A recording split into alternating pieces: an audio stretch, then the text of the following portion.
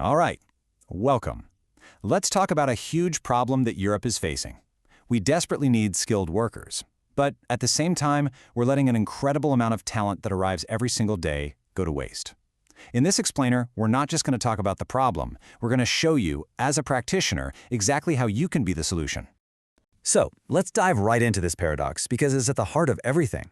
You've got industries all across Europe crying out for skilled labor, and then you have skilled, motivated people arriving ready to contribute.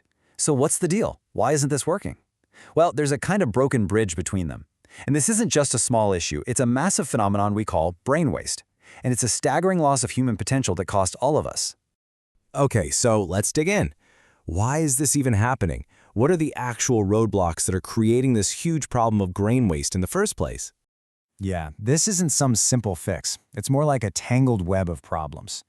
You see, in countries like Italy and Spain, the systems for even checking someone's skills are all over the place.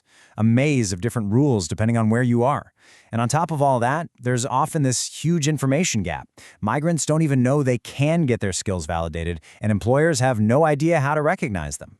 And this is the real human cost of that failure. Take a look at Spain's Huelva region. It's basically one of Europe's agricultural powerhouses. And who does the work?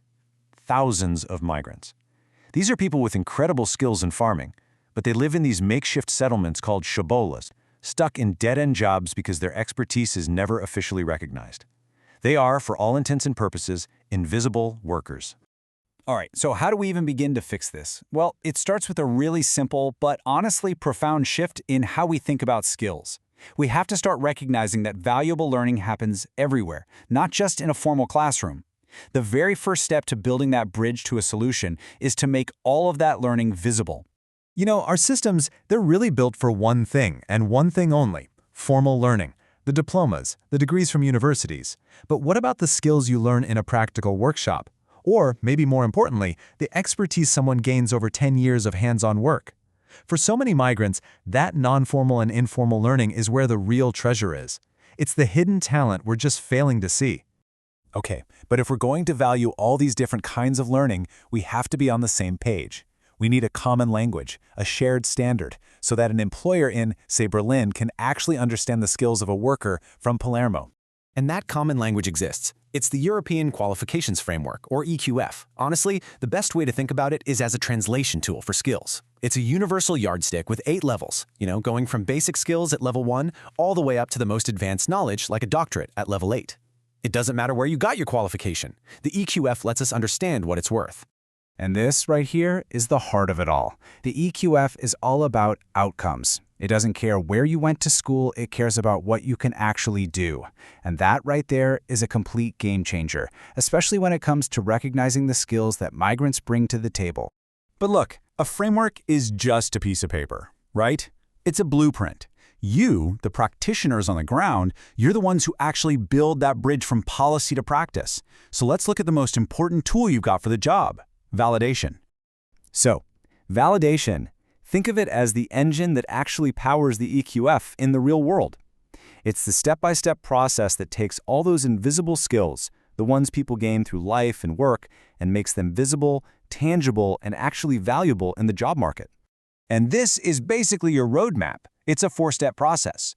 First, you help an individual identify their skills, and often these are skills they don't even realize they have. Second, you help them document everything with real proof. Third, you assess that proof against a common standard, like the EQF.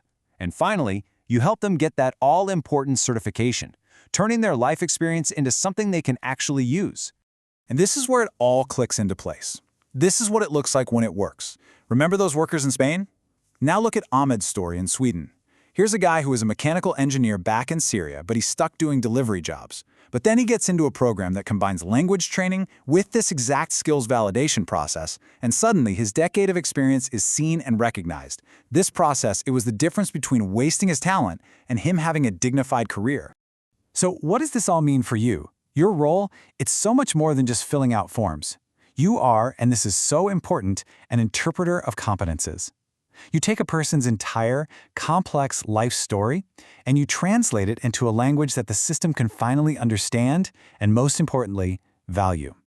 You know, every single time you help one person make their skills visible, you're doing so much more than just changing one life. You are actively building a smarter, more prosperous, and frankly, a more just society.